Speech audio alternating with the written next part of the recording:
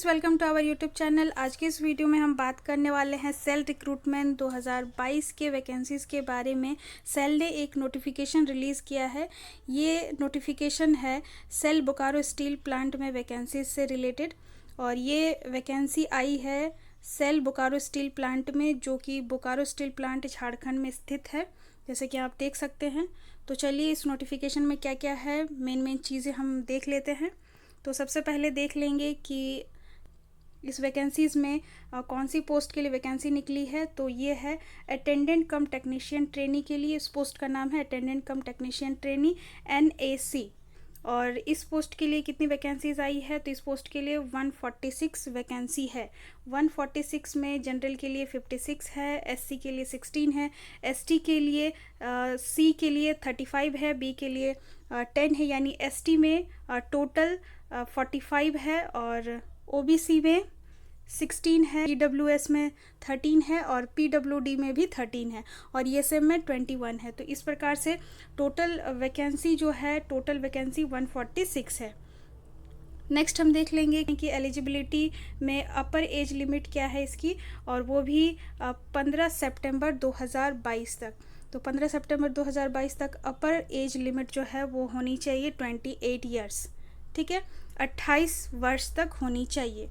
साथ ही साथ यहाँ पे रिलैक्सेशन इन अपर एज लिमिट में भी देख लेंगे। तो यहाँ पे जो SC ST कैटेगरी से बिलोंग करते हैं उसे 5 साल की छूट मिलेगी, रिलैक्सेशन मिलेगी, और जो OBC नॉन क्रीमी लेयर से बिलोंग करते हैं उसे 3 साल की रिलैक्सेशन मिलेगी।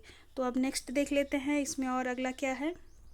नेक्स्ट इस नोटिफिकेशन में B पॉइंट है एसेंशियल क्वालिफिकेशन क्या है। तो एसेंशियल क्वालिफिकेशन अटेंडेंट कम टेक्नीशियन ट्रेनी के लिए होना चाहिए मैट्रिकुलेशन यानी 10th प्लस NAC यानी नेशनल अप्रेंटिसशिप सर्टिफिकेट होना चाहिए, 10th प्लस NAC होना चाहिए। ये अटेंडेंट कम टेक्नीशियन ट्रेनी इस पोस्ट के लिए एसेंशियल मिनिमम क्वालिफिकेशन है। और NAC जो होगा नेशनल अप्रेंटिसशिप सर्टिफिकेट, ये मिनिमम 1 ईयर का होना चाहिए, और साथ ही साथ ये किसी स्टील प्लांट का होना चाहिए, कोई भी स्टील प्लांट का होना चाहिए NAC। ये इनकी इस पोस्ट के लिए एसेंशियल मिनिमम क्वालिफिकेशन है। तो अब देखते हैं आगे क्या है। आगे फिजिकल स्टैंडर्ड ये है कि फिजिकल स्टैंडर्ड में ये पैरामीटर होना चाहिए कि हाइट जो है मेल के लिए 155 सेंटीमीटर 155 सेंटीमीटर होना चाहिए, और फीमेल के लिए 143 सेंटीमीटर होना चाहिए। वेट की बात कर लेते हैं तो मेल के लिए 45 किलोग्राम्स होना चाहिए, और फीमेल के लिए 35 किलोग्राम्स होना चाहिए। नेक्स्ट सिलेक्शन प्रोसीजर देख लेते हैं। सिलेक्शन प्रोसीजर में ACTT यानी अटेंडेंट कम टेक्नीशियन ट्रेनी NAC के लिए जो सिलेक्शन प्रोसेस होगा, सिलेक्शन प्रोसेस में CBT एग्ज़ाम ली जाएगी। CBT एग्ज़ाम में 100 क्वेश्चन होंगे, 100 क्वेश्चन होंगे, 90 मिनट ड्यूरेशन रहेगा एग्ज़ाम ड्यूरेशन, और इसमें पूछा जाएगा जनरल अवेयरनेस से 40 क्वेश्चन, लॉजिक रीजनिंग से 30 क्वेश्चन, और एप्टीट्यूड से भी 30 क्वेश्चन। तो इस तरीके से टोटल 100 क्वेश्चन बन रहे हैं। तो 1.5 घंटे के लिए ड्यूरेशन रहेगा 1.5 घंटा यानी 90 मिनट, और क्वेश्चन जो होगा नंबर ऑफ क्वेश्चन वो 100 क्वेश्चन रहेंगे इसमें। नेक्स्ट यहाँ पे और एक चीज़ देख लेना है कि यहाँ जो 100 क्वेश्चन रहेंगे, उस 100 क्वेश्चन में हर एक क्वेश्चन का मार्क्स 1-1 मार्क्स का रहेगा, यानी एक क्वेश्चन 1 मार्क का, और अगर रॉन्ग आंसर करते हैं तो उसमें 0.25 मार्क्स डिडक्ट कर लिए जाएंगे। तो इस तरीके से ये दिया हुआ है, ध्यान से आंसर करिएगा, वरना गलत आंसर के लिए नंबर जो है वो 0.25 मार्क्स काट लिए जाएंगे। अब देख लेते हैं कि नेक्स्ट ट्रेनिंग एंड प्रोबेशन में क्या है। ट्रेनिंग एंड प्रोबेशन में अगर सिलेक्शन हो जाता है इस पोस्ट के लिए, तो आपको 2 साल के लिए ट्रेनिंग पीरियड के लिए रखा जाएगा, और उसके बाद 2 साल बाद ट्रेनिंग ख़त्म होने के बाद आपको S1 ग्रेड पर रखा जाएगा।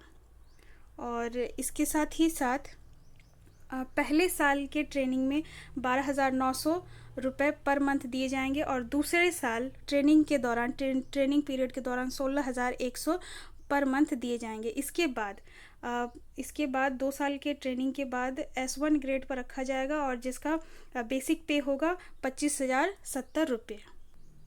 इसके बाद देख लेंगे कि एप्लीकेशन और प्रोसेसिंग फ़ीस क्या है।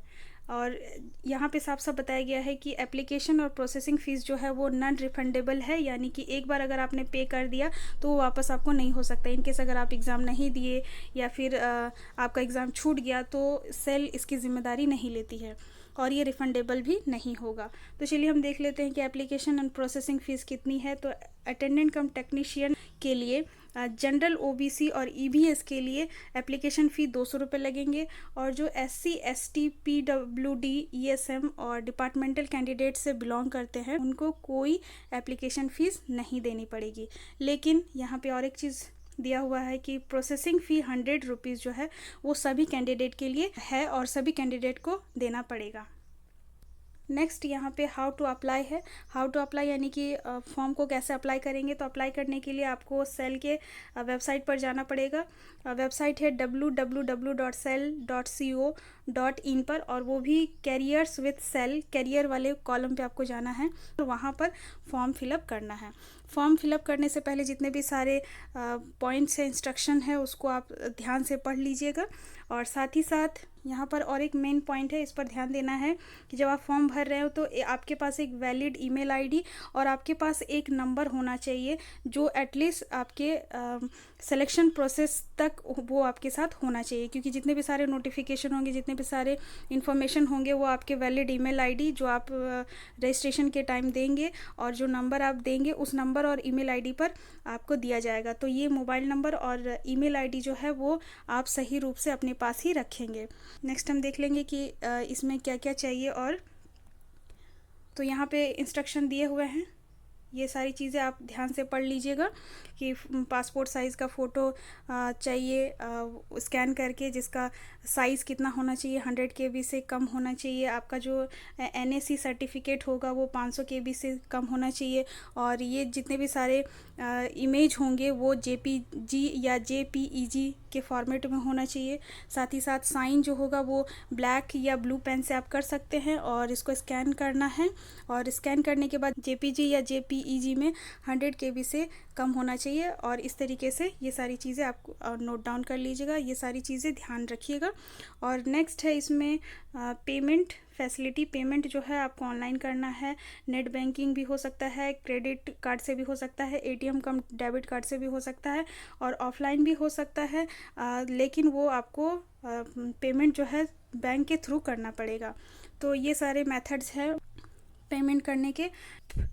नेक्स्ट यहाँ पे फॉर्म को कैसे अप्लाई करना है वो सारे प्रोसेस स्टेप बाय स्टेप दिया हुआ है। और यहाँ पर साथ ही साथ यहाँ और एक चीज़ दिया हुआ है, डाउनलोडिंग ऑफ कॉल लेटर।